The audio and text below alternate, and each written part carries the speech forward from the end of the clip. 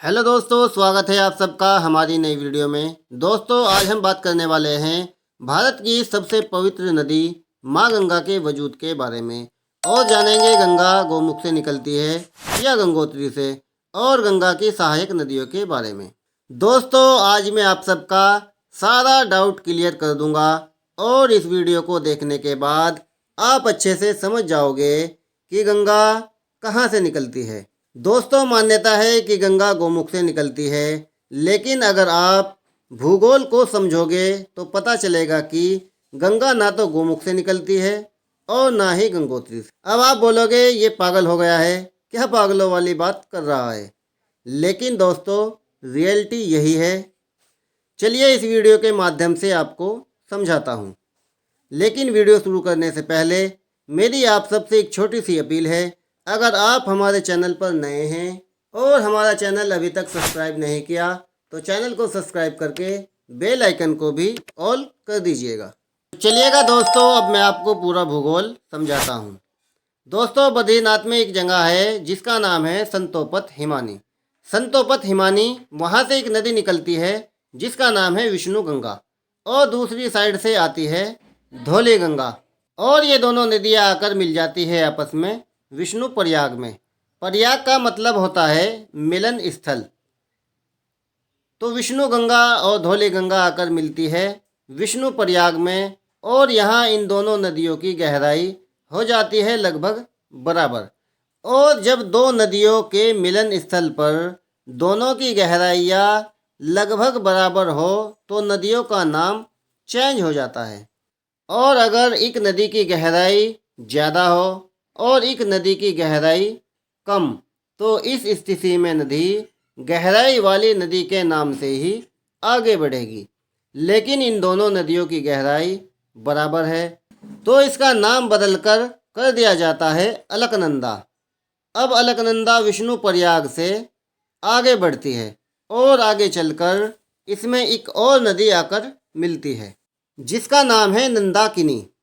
और नंदाकिनी नदी की गहराई अलकनंदा नदी से कम है तो नंदाकिनी नदी हो गई समाप्त।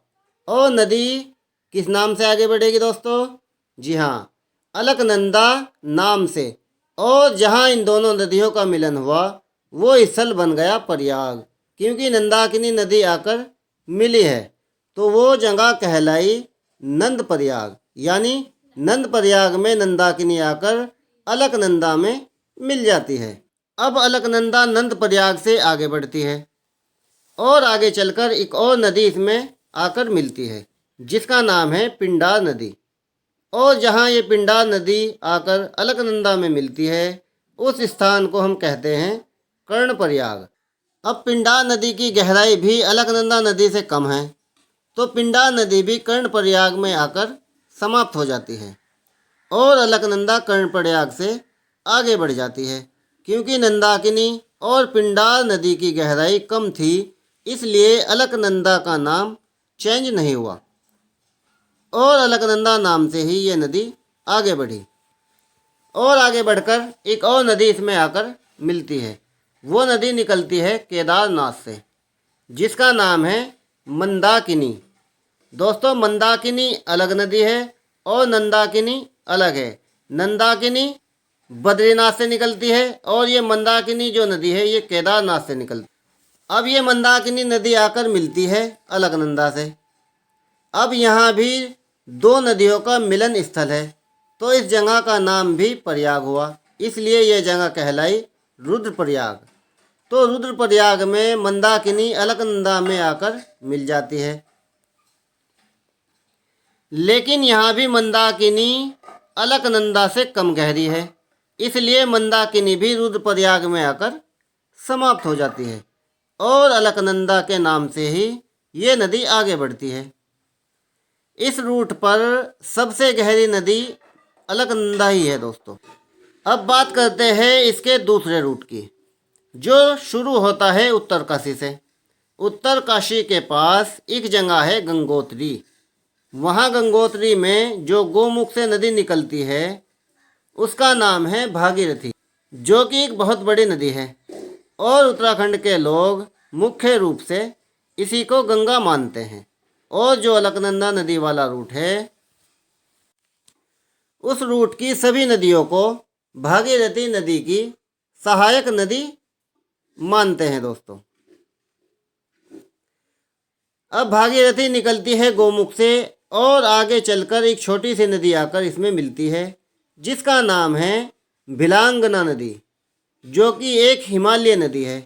भिलांगना एक छोटी सी नदी है, इसलिए भागीरथी नदी में मिलकर समाप्त हो जाती है और भागीरथी इसे लेकर आगे बढ़ जाती है और आगे लगभग 205 किलोमीटर बहने के बाद अलकनंदा नदी में मिल जाती है और जहाँ ये दोनों नदियाँ मिलती है उस जगह का नाम है देवप्रयाग। यानी देवप्रयाग में इन दोनों नदियों अलकनंदा और भागीरथी इन दोनों का संगम होता है और यहाँ पर अलकनंदा और भागीरथी दोनों नदियों की गहराई लगभग बराबर हो जाती है, तो इसलिए अब इस नदी का नाम चेंज होकर हो जाता है गंगा।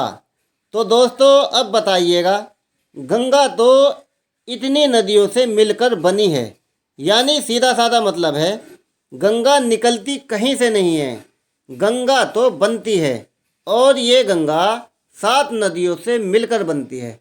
और कहाँ पर बनती है दोस्तों? जी हाँ, देवप्रयाग में।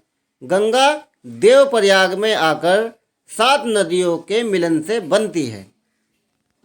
आई होप दोस्तों मैं आपको अच्छे से समझा पाया हूँ। और दोस्तों वीडियो अगर अच्छी लगी हो तो वीडियो को लाइक शेयर करने के साथ साथ चैनल को सब्सक्राइब भी कर लीजिएगा। और दोस्तों अगर आपको इसमें कहीं कोई डाउट हो तो आप कमेंट करके पूछ सकते हैं और अपनी राय भी हमें दे सकते हैं।